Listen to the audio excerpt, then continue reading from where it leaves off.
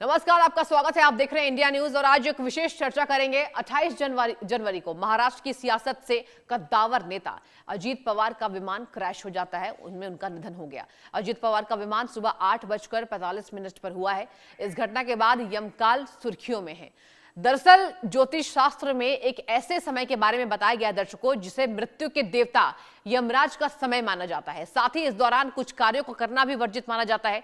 यमकाल को मृत्यु का समय कहा जाता है। इस वक्त अगर कोई नया काम शुरू करता है तो वह असफल हो जाता है। साथ ही शुभ कार्यों के लिए यह वक्त ठीक नहीं है। ज्योतिषियों के मुताबिक इस दौरान यात्रा करने से बचना चाहिए। प्रतिदिन के हिसाब से यमकाल का समय निर्धारित है। अजीत पवार को बुधवार 28 जनवरी को निधन हुआ उनका, और बुधवार को सुबह 7:30 बजे से 9 बजे तक यमकाल था। वहीं 28 जनवरी को कोलंबिया में भी एक दुखद विमान दुर्घटना होती है। इस भयानक हादसे में कोलंबिया के सांसद डायोनजीज क्विंटरो समेत 15 लोगों की मौत हो गई। कितना खतरनाक है यमकाल, क्या है इसके बचाव का उपाय, क्या है, आज इस मुद्दे पर हम खास मेहमानों के साथ चर्चा भी करेंगे। क्योंकि देखिए, अजीत पवार के असामयिक मृत्यु के बाद, उनके निधन के बाद यमकाल की चर्चा तेज हो रही है। कहा यह जाता है कि इस यमकाल का जो समय रहता है वो निर्धारित होता है।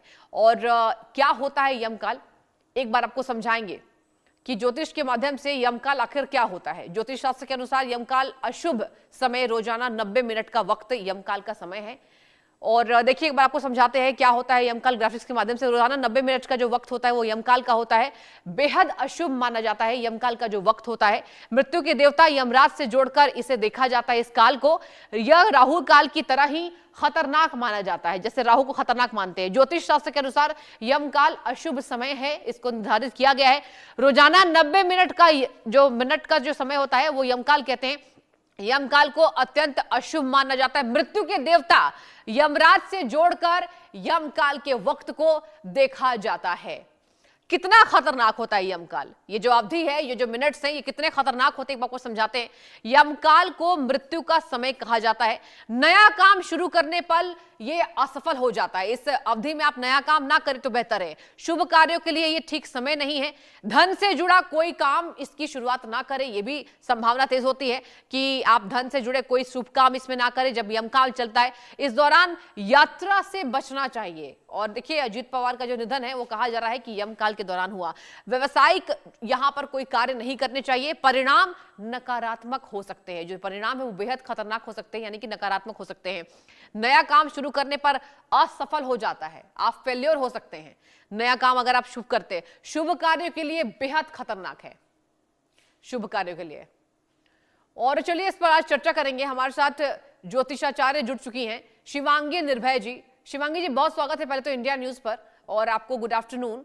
ये बताइए शिवांगी जी, देखिए अजीत पवार जी का असामयिक निधन हो गया और हमने देखा कि केवल बारामती ही नहीं, पूरे महाराष्ट्र ही नहीं, पूरे देश के जनता के जो आंखों में आंसू थे, एक बड़ा जननायक देश ने खो दिया।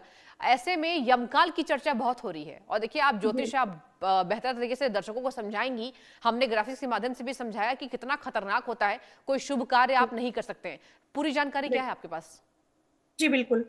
यमकाल जो होता है वो हमारे वेदों में, शास्त्रों में बताया गया है, ज्योतिष शास्त्र में बताया गया है कि ग्रह नक्षत्र के आधार पर निर्धारण होता है। हर दिन का अलग अलग समय अवधि होती है इसकी, नक्षत्रों के आधार पर समय अवधि अलग होती है।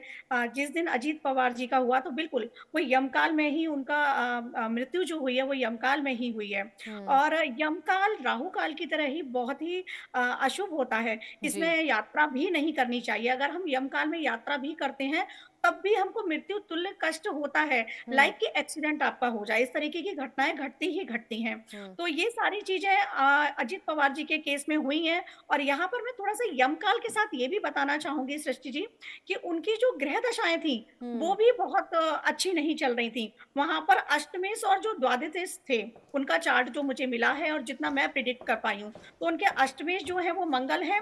और मंगल अभी मकर राशि में 45 दिन के लिए गोचर कर रहे हैं। और वहां पर जो केतु है वो सिंह राशि में हाँ है, और जी। केतु उनके सप्तम भाव में बैठे हुए हैं। और केतु का गोचर द्वादश रूप में सिंह राशि के सूर्य जो है, तो सूर्य और मंगल की जो युति हुई है उसकी वजह से ये घटनाएं घटनी ही घटनी थी, सुनिश्चित थी। और वही हम्म। इसका जो कहते हैं ना कि होना तो है, बिल्कुल।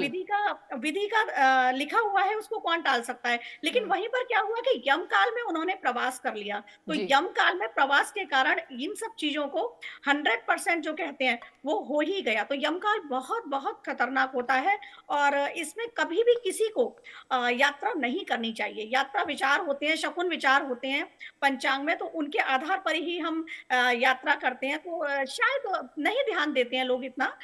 यात्रा उनकी जो हुई थी वो यमकाल में ही हुई थी, और यमकाल की अवधि होती है 1 घंटे 40 हम्म। मिनट का लगभग लगभग ये समय होता है। जी। तो इस समय बिल्कुल भी यात्रा से हमको परहेज करना चाहिए, और शिवांगी जी, यमगंड भी कहीं-कहीं इसको कहा जाता है। शिवांगी जी, ये तो बेहद खतरनाक है ना। देखिए, मैं भी रिपोर्ट्स जी, पढ़ रही थी, यमकाल के बारे में जानकारी ले रही थी। जी, कहा ये जी, गया है कि हर दिन यमकाल की अवधि होती है, कहीं जी, 1.5 घंटे की होती है, कहीं 40 मिनट की होती है। तो देखिए, जी। ऐसे में आज चर्चा विषय ये बन गई है, चर्चा का विषय ये बन गई है उनकी मृत्यु के बाद, उनके असामयिक निधन के बाद। तो कैसे बचा जाए, क्या उपाय किया जाए, आप क्या बताएंगे आज दर्शक को? जी, अब यमकाल में अगर मृत्यु किसी की हो जाती है, हम्म। तो फिर जब दाह संस्कार किया जाता है, यहाँ पर मैं ये बताती हूँ पहले, तो हम्म। गरुड़ पुराण में भी उसका वर्णन किया गया है। तो वहाँ पर श्राद्ध होते हैं कि नारायणी श्राद्ध होता है, त्रिपिंडी श्राद्ध होता है। तो इस तरीके के श्राद्ध करके आत्मा को मुक्ति दी जाती है हम्म। कि आप नारायण बलि कराएँ।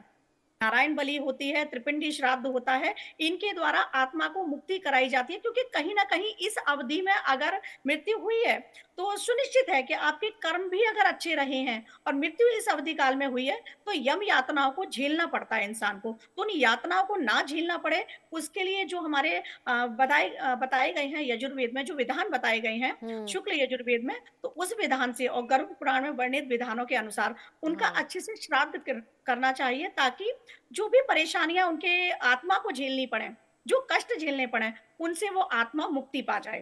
हम्म। तो ये सारी चीज़ें करनी चाहिए हमको।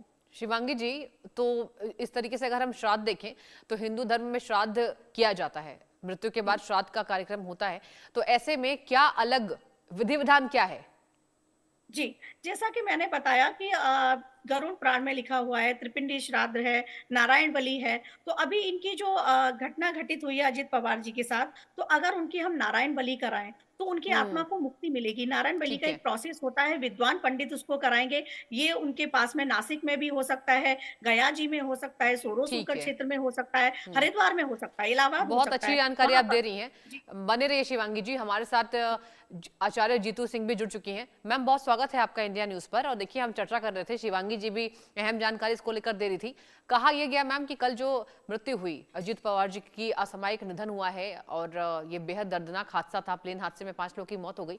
कहा यह जा रहा है कि यमकाल के वक्त हुई है। हम समझना चाहेंगे आपसे जीतू सिंह जी कि यमकाल क्या होता है, कितना खतरनाक होता है, इससे बचने के क्या उपाय हैं?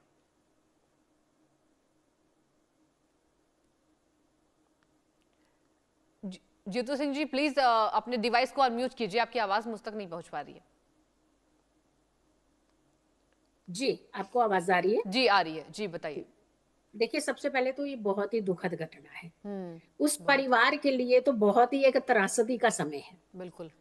जिस चीज की आपने कभी कल्पना नहीं की होती है ना, वो सडनली आपके सामने आकर के और इतने बुरे रूप में आकर के खड़ी होती है, तो उस परिवार को संभलने में बहुत वक्त लग जाता है।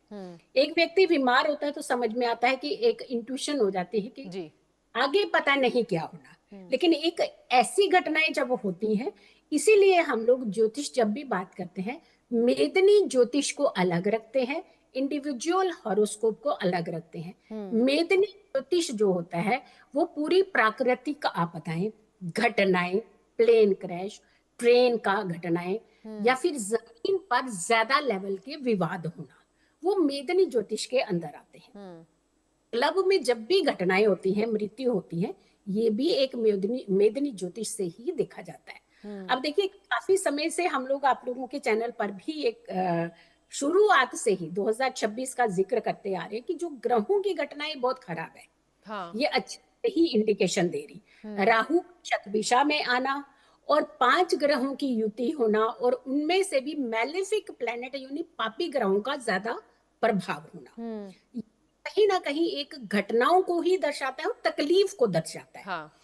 यम गंटक की जब हम बात करते हैं, तो यम, यम का काल यानी यम का समय, ये पूरे दिन को पूरे डिवाइड करते हैं, अगर हम घंटों से डिवाइड करते हैं या घटियों से डिवाइड करते हैं, तो उनमें से जैसे राहु काल के लिए 1.5 आवर निकलता है, 1.5 घंटा जो राहु काल का कहा जाता है, ऐसे ही अभिजीत मुहूर्त का अपना एक समय निकाला जाता है, सेम ऐसे ही यम गंटक का समय निकाला जाता है, जो कार्य यम मीन्स अच्छा ही नहीं मानने वाला, नेगेटिव। तो ये काल जो कल का समय था, अगर हम दो दिन की मैं लगातार की आपको काल की बताती हूँ, एक तो हम 28 तारीख का बताएंगे, एक हम कल वाला 29 का भी बताएंगे। जो 28 को था वो 8:32 सुबह से लेकर के 9:55 तक का था यमगंड का, और ठीक उससे पहले राहु काल था। राहु काल को भी अशुभ माना जाता है और यमगंड भी शुभता नहीं मानी जाती, लेकिन जो कल 31 तारीख का यमगंटक काल था वो था 7:09 सुबह से लेकर के और 8:32 तक का, जबकि जो ये घटना बताई जा रही है 5-10 मिनट आगे की बताई जा रही है। 8:45 की ये घटना है, 8:45। लेकिन इसका एक इम्पैक्ट बताते हैं आपको जी। इस काल में ना तो घर से निकला जाता है किसी शुभ कार्य के लिए, और ना ही किसी शुभ कार्य को किया जाता है। ये काल ऐसा नहीं है कि अभी अगर 7:09 पर शुरू हो रहा है तो इसका मतलब यह है कि ठीक 7:09 पर ही उसका प्रभाव शुरू होगा। ये ऐसे काल होते हैं जिनका प्रभाव धीरे धीरे धीरे जो कन्वर्ट होता है, जब हम डिग्रियां कन्वर्ट की बात करते हैं, इसलिए कह जाते हैं कि आप 5-10 मिनट पहले और 5-10 मिनट बाद को कंसीडर जरूर करो, क्योंकि जब भी ट्रांसफॉर्म होती है ये डिग्री, जब भी ट्रांसफॉर्म होता है ये समय, वहां से उसका इम्पैक्ट स्टार्ट हो जाता है। ये देश की कुंडली पर इस समय अभी बहुत ज्यादा, और भी आपको देखिएगा कि बड़े पद पर बैठे हुए घटनाओं के शिकार अभी और हो सकते हैं। सावधानी देखिए, जब ऊपर वाले ने मृत्यु लिखी है उसको तो कोई नहीं टाल सका, भगवान तो कोई बन ही नहीं सकता। ज्योतिष एक माध्यम है एक ऐसे समय का आगाज कराने का कि ये समय अच्छा है, ये समय बुरा है। अगर हम इनको टाल देते हैं तो थोड़ा सा हम अपनी सुरक्षा की तरफ बढ़ते हैं। इसीलिए ज्योतिष का कायदे से इस्तेमाल पॉजिटिविटी मैम, ये के बहुत लिए अहम जानकारी आप दे रही हैं। देखिए, उनकी मृत्यु के बाद सोशल मीडिया पर भी एक चर्चा का विषय ये बनी रही कि हमने देखा तमाम ज्योतिषाचार्यों ने, केवल आप दोनों ने ही नहीं, आप दोनों ने बहुत बड़ी जानकारी ये दी है। ये कहा गया है कि बड़े पद पर आसीन व्यक्तियों की ऐसे ही बड़े हादसे में मृत्यु होगी। मैम, ये कितना खतरनाक है और ये कितना, कब तक ये कार्यकाल है? हाँ, अभी और होंगे, आपको दिखेंगे भी, और देखिएगा बड़ी पोजीशन के लोगों के साथ होगा। अभी आपने एक और भी देखा, कोलंबिया में भी सेम कोलंबिया में हुआ, जी जी जी, है ना, तो वो भी एक संसद सदस्य थी, वहां पर भी 10 से 15 लोगों की साथ में जान में क्षति हुई है। तो यानी जो एरियाज हमारे भारत की कुंडली के वेस्ट पश्चिमी देशों में पड़ते हैं, वहां खतरा ज्यादा है। जहां पर ये प्रभाव कम है वहां खतरा उतना नहीं है। लेकिन फिर भी हम एक चीज जरूर कहेंगे, जब जब मैलेफिक प्लेनेट का ट्रांसफॉर्म हुआ है, चेंज हुआ है, हमें व्यक्तिगत भी चीजों को समझने की जरूरत है कि जो लगी हुई आग में कूदने नहीं जाना है। तो हमें वहां से अपने बचाव को जरूर देखना, डरना नहीं है। देखिए, ज्योतिष डराता नहीं है। यहाँ सबसे बड़ी बहुत बड़ी कॉन्ट्राडिक्ट चीज हो जाती है। आपके माध्यम से हमने हमेशा वो ऑथेंटिक चीजें देने की कोशिश करी है, कि डरना नहीं है, सावधानी बरतनी है। नहीं है। अभी मैं शिवानी जी को सुन रही थी, वो भी नहीं कह रही है, वो भी यही कह रही है कि समय जो काल, इसे समझना है ना कि डरना है। ठीक है, एक बार शिवांगी जी के पास मैं जाना चाहूंगी। आचार्य जी बने रहिए, बहुत बड़ी आप जानकारी दे रही हैं। शिवांगी जी, आपसे ये जानना चाहूंगी कि देखिए, कहा यह जा रहा है कि यमकाल के वक्त केवल अंतिम संस्कार की विधि विधान है, मतलब केवल अंतिम संस्कार अगर होता है तो वो फिर बस ठीक होता है, बाकी कोई भी कार्य नहीं करने चाहिए। क्या ये सच है? बिल्कुल। यमकाल, जैसा कि यम, जीतू जी ने भी कहा कि उसका नाम ही यम है और यम मृत्यु के देवता हैं, तो सिर्फ और सिर्फ उस समय आप दाह संस्कार तो कर सकते हैं। और यमकाल का भी प्रभाव ना दिन में, दिवस काल में ज्यादा होता है। महर्षि वशिष्ठ जी ने बताया हुआ है, जो हमारी फलित ज्योतिष है उसमें बताया गया है कि दिवस काल में इसका महत्व है, रात्रि विधान नहीं है। रात्रि में अगर यमकाल है तो उस पर विचार नहीं किया जाता है, लेकिन दिवस में, दिन में इसका विचार किया जाता है। और बिल्कुल सिर्फ मृत्यु के ही दाह संस्कार ही किया जा सकता है, बाकी कोई भी शुभ कार्य वर्जित होता है। शुभ कार्य के लिए अभिजीत मुहूर्त एक ऐसा होता है जब आप कर सकते हैं कोई भी कार्य, उसके लिए मुहूर्त की जरूरत नहीं है। लेकिन राहु काल हो गया, उसी तरीके से यम काल में भी सारे कार्य वर्जित होते हैं। और सारे अभी कार्य तो वर्जित जी। जी, बिल्कुल। और अभी जैसे कि जीतू जी ने भी कहा, अभी ऐसी स्थितियाँ बनी हुई हैं कि हम्म। अप्रैल तक विमान हादसे और भी होंगे। अभी ये 2 हादसे रिसेंट हुए हैं, जनवरी से लेकर अप्रैल तक का वो टाइम पीरियड है।